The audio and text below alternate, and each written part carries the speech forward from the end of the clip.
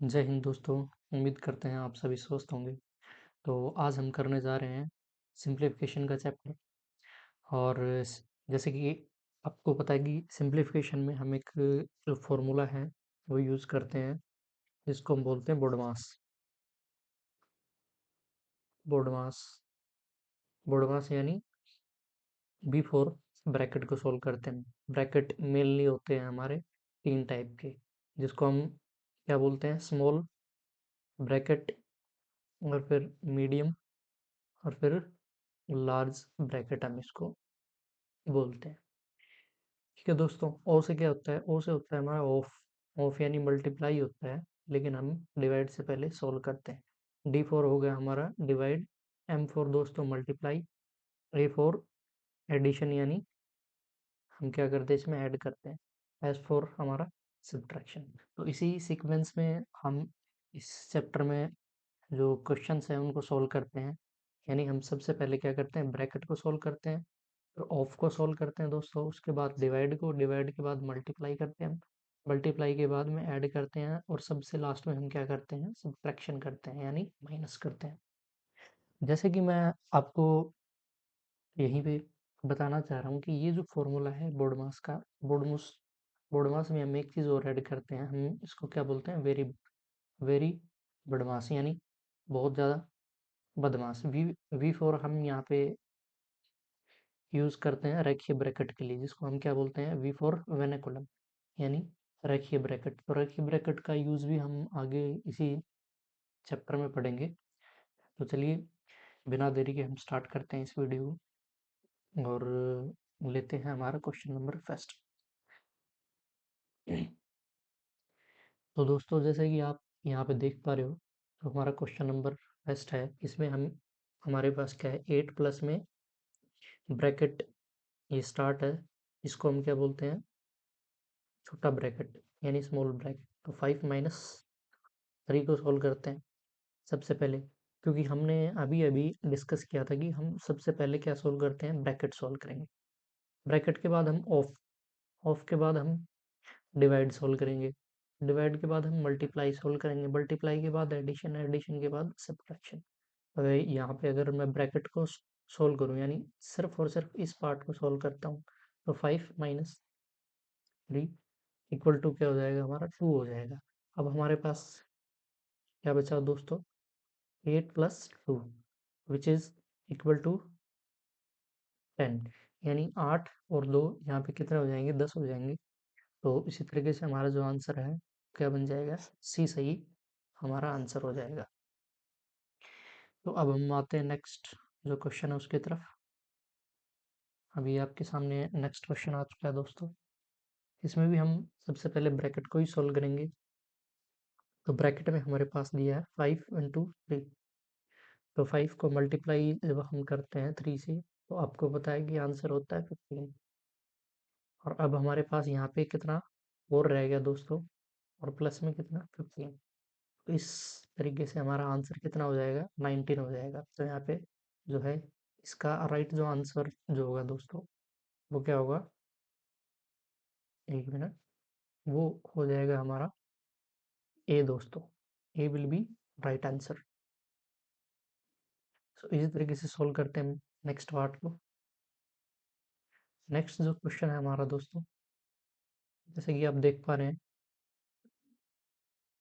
Next में है 8 plus 4, यानी ब्रैकेट है सबसे पहले, तो ब्रैकेट है तो हम सबसे पहले ब्रैकेट को ही सोल्व करेंगे। 8 प्लस 4 होता है हमारा 12, और ये इंटू 3। तो जब आप इसको यहाँ पे मल्टीप्लाई करते हैं, तो ये आपका हो जाता है 12 3 जा 36। तो यहाँ पे ए अगेन आपका राइट आंसर हो रहा है दोस्तों। चलिए बढ़ते हैं नेक्स्ट क्वेश्चन की तरफ। तो नेक्स्ट क्वेश्चन आपके सामने आ चुका है, जैसे कि आप देख पा रहे हैं। यहाँ पे हमें फिर से वही जो फॉर्मूला यूज करना है, बोर्ड मास, यानी पहले ब्रैकेट, फिर ऑफ, फिर डिवाइड, फिर मल्टीप्लाई, फिर एडिशन, और फिर सब्ट्रैक्शन। तो हम ब्रैकेट देखेंगे तो ब्रैकेट हमारे पास है ही नहीं, ऑफ ऑफ भी नहीं है हमारे पास। डिवाइड देखेंगे तो हमारे पास डिवाइड भी नहीं है। तो यहाँ पे क्या है, हमारे पास मल्टीप्लाई है। तो सबसे पहले हम इस मल्टीप्लाई को सोल्व करेंगे। यहाँ पे 4 माइनस 7 प्लस 5 इंटू 3, तो ये यहाँ पे एज इट इज़ रहेगा। 5 इंटू जो 3 है इसको मल्टीप्लाई करके लिखेंगे तो ये 15 हो जाएगा। अब इसके बाद हम सोल्व करेंगे एडिशन को। अब यहाँ पे मोस्ट इम्पोर्टेंट जो बात है दोस्तों, इम्पोर्टेंट बात ये है, आपके पास जो नंबर पहले प्लस में आप उसको ऐड कीजिए। तो यहाँ पे आप देख पा रहे हैं, तो ये 4 प्लस का है, 15 भी प्लस का है। 4 और 15 यहाँ पे कितने होते हैं? 19 होते हैं। 19 माइनस 7, तो यहाँ पे आपका राइट आंसर क्या हो जाएगा? वो हो जाएगा 12 हो जाएगा। यानी जब हम 19 में से 7 को घटाएंगे तो 12 हमारा उत्तर हो जाएगा। तो इसमें हम देखेंगे कि right answer will be B, यानी 12। चलिए दोस्तों नेक्स्ट क्वेश्चन करते हैं। आई होप आपको इतना समझ आया होगा। तो नेक्स्ट क्वेश्चन आज को आपके सामने सेम फॉर्मूला यूज़ करेंगे हम। सो अकॉर्डिंग टू फॉर्मूला सबसे पहले हम सोल्व करेंगे क्या? सबसे पहले हम सोल्व करेंगे मल्टीप्लाई। मल्टीप्लाई सोल्व करेंगे तो 2 इंटू 3 यानी 6, माइनस में 5 इंटू, और ये हो जाएगा हमारा 20, यानी आंसर हमारा क्या हो जाएगा? -14 हो जाएगा दोस्तों। राइट आंसर क्या हो जाएगा? D will be right answer आपका, -14 हो जाएगा। नेक्स्ट क्वेश्चन करते हैं। नेक्स्ट क्वेश्चन, अब हम यहाँ पे अकॉर्डिंग टू फॉर्मूला ही चलेंगे। अकॉर्डिंग टू फॉर्मूला हम चलते हैं। तो सबसे पहले हमें यहाँ पे देखो ब्रैकेट है नहीं, ऑफ भी नहीं है ना? ऑफ भी नहीं है, और डिवाइड है, तो हम डिवाइड सोल्व करेंगे सबसे पहले। उसके बाद में मल्टीप्लाई करेंगे, एडिशन करेंगे, देन सब्ट्रैक्शन करेंगे। तो डिवाइड देखेंगे हम, यहाँ पे 42, यहाँ पे 6 है, तो इसको सोल्व करते हैं तो ये हो जाएगा आपका 7। 7, जब हम 42 को डिवाइड करते हैं 6 से तो आंसर 7 प्लस में 5 इंटू 3। नेक्स्ट जो स्टेप है उसमें हम ये देखते हैं दोस्तों कि हम यहाँ पे हम मल्टीप्लाई को सोल्व करेंगे। तो 7 एज इट इज़ रहेगा, प्लस में 5 इंटू 3 यानी 15। तो इस तरीके से हमारा जो राइट आंसर है वो 7 प्लस 15 इक्वल टू 22। तो C will be right answer. यहाँ पे हमारा सी जो है वो राइट आंसर हो जाएगा दोस्तों। चलिए नेक्स्ट क्वेश्चन करते हैं। नेक्स्ट क्वेश्चन आपके सामने आ चुका है।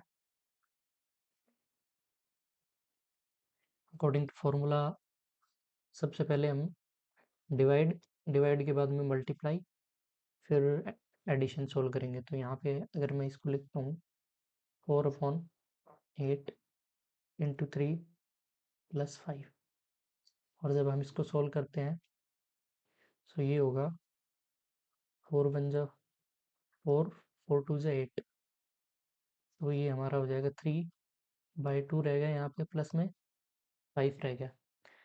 अब हम इसको आगे सोल्व करते हैं फर्दर। तो दोस्तों यहाँ पे मैं लिख सकता हूँ अपॉन में 1, तो हम यहाँ पे क्या करेंगे? डिनोमिनेटर सेम करेंगे। डिनोमिनेटर को सेम करेंगे तो मल्टीप्लाई विद 2, मल्टीप्लाई विद 2, हमारे पास क्या आ गया? 3/2 प्लस में 10/2 equal to 13/2, which is equal to 6:1/2। तो हमारा राइट आंसर क्या हो जाएगा? ये हो जाएगा दोस्तों। आई होप आपको इतना समझ में आया होगा कि यहाँ पे हमने ज़्यादा कुछ नहीं किया, बस इसको डिनोमिनेटर को जो है हमने सेम करके इसको सोल्व किया है। आप चाहो आप इसको डायरेक्ट भी ऐसे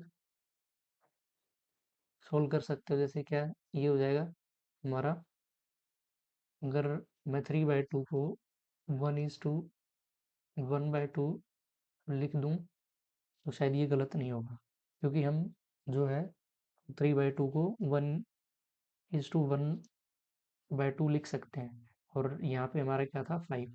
5 एंड 1 क्या हो जाएगा? 6 हो जाएगा, तो 6:1/2 हमारा राइट आंसर हो जाएगा। आई होप आपको इतना समझ आया होगा। चलिए बढ़ते हैं नेक्स्ट क्वेश्चन की तरफ। नेक्स्ट क्वेश्चन, नेक्स्ट क्वेश्चन भी हम सेम तरीके से सोल्व करेंगे। सबसे पहले हम करेंगे डिवाइड का सोल्व। तो यहाँ पे मैं लिख देता हूँ 12/8 इंटू 3 + 5। इसको सॉल्व करेंगे, 4 2 = 8 एंड 4 3 = 12।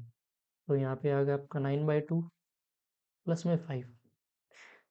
तो जो हमने लास्ट क्वेश्चन में जिस तरीके से सोल्व किया था, हम इसको उसी तरीके से सोल्व कर सकते हैं, डिनोमिनेटर सेम करके।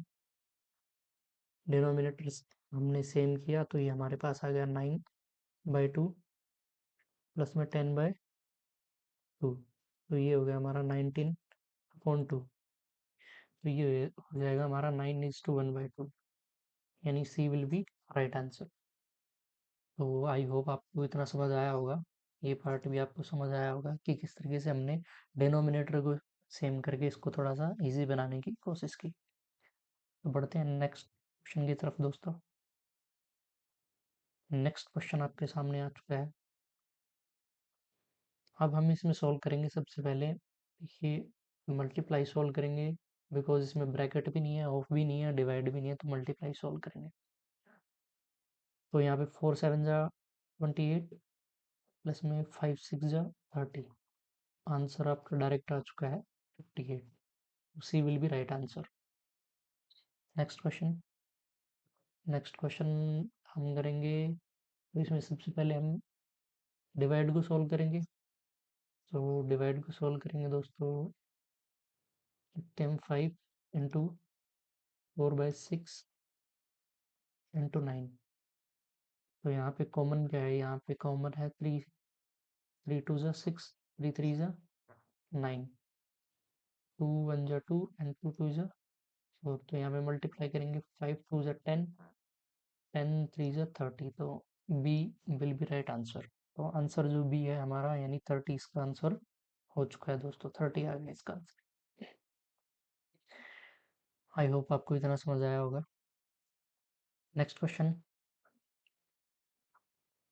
सबसे पहले हम सोल्व करेंगे डिवाइड को। डिवाइड को सोल्व करेंगे तो 8 एज इट इज लिखेंगे, प्लस में 7/14 इंटू 8। अब इसको सोल्व करेंगे तो 7 1 = 7, 7 2 = 14। 2 से इसको काट देंगे, 2 1 = 2 एंड 2 4 = 8। तो यहाँ पे आपका क्या रह गया, 8 रह गया दोस्तों। यहाँ पे 1, देखिए जब हमने इसको सोल्व किया तो हमारे पास आंसर जो आया, देखिए 7 1 = 7, 7 2 = 14। फिर 2 से हमने इसको क्रॉस कर दिया 8 को, 2 1 = 2 एंड 2 4 = 8। तो यानी हमारे पास क्या रह गया, 4 रह गया दोस्तों। 8 + 4 यानी इक्वल टू कितना होगा, 12। तो C will be right answer. इस तरीके से हमारा जो आंसर है वो 12 हो चुका है। नेक्स्ट क्वेश्चन करते हैं दोस्तों। नेक्स्ट क्वेश्चन आपके सामने आ चुका है दोस्तों, और ये इस वीडियो का लास्ट क्वेश्चन है। बाकी इस चैप्टर को हम नेक्स्ट पार्ट में कंटिन्यू करेंगे। तो चलिए बढ़ते हैं। तो यानी जैसे कि हमने कॉन्सेप्ट किया था, कॉन्सेप्ट के अकॉर्डिंग दोस्तों सबसे पहले हम क्या करेंगे, ब्रैकेट को सॉल्व करेंगे।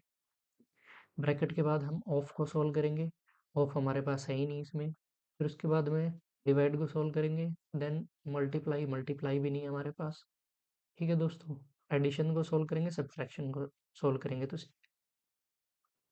सारे क्वेश्चन को इसी सीक्वेंस में सॉल्व करेंगे। तो 19 एज इट इज़, प्लस में यहाँ पे देखिए 45 में से माइनस करेंगे आप 14, तो यहाँ पे कितना रह जाएगा, यहाँ पे रह जाएगा 31 आप, माइनस में 36 डिवाइड बाय 9। आगे सोल्व करेंगे तो अब हम यहाँ पे क्या करेंगे, डिवाइड करेंगे, 19 प्लस 31 माइनस में जब हम 36 को डिवाइड करेंगे तो ये आ जाएगा 4 आपका, 4 आ गया दोस्तों।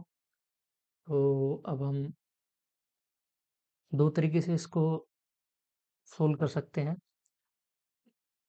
हम इसको क्या करेंगे, 19 को 31 को ऐड कर देंगे तो ये हमारे पास 50 आ गया। 50 माइनस 4, आंसर हमारे पास 46 आ गया दोस्तों। 46 यानी बी हमारा क्या होगा, राइट आंसर हो गया दोस्तों। तो आई होप आपको जितना इस वीडियो में बताया वो समझ आया होगा। अगर आपका कोई डाउट बनता है तो आप कमेंट सेक्शन में जाके ज़रूर पूछिएगा, और नेक्स्ट पार्ट हम जल्दी लेके आएंगे। अगर आप हमारे चैनल पर नए हैं तो हमारे चैनल को सब्सक्राइब कीजिए, वीडियो को लाइक कीजिए और उसको शेयर भी कीजिए अपने दोस्तों के साथ। थैंक्स दोस्तों, मिलते हैं नेक्स्ट वीडियो में।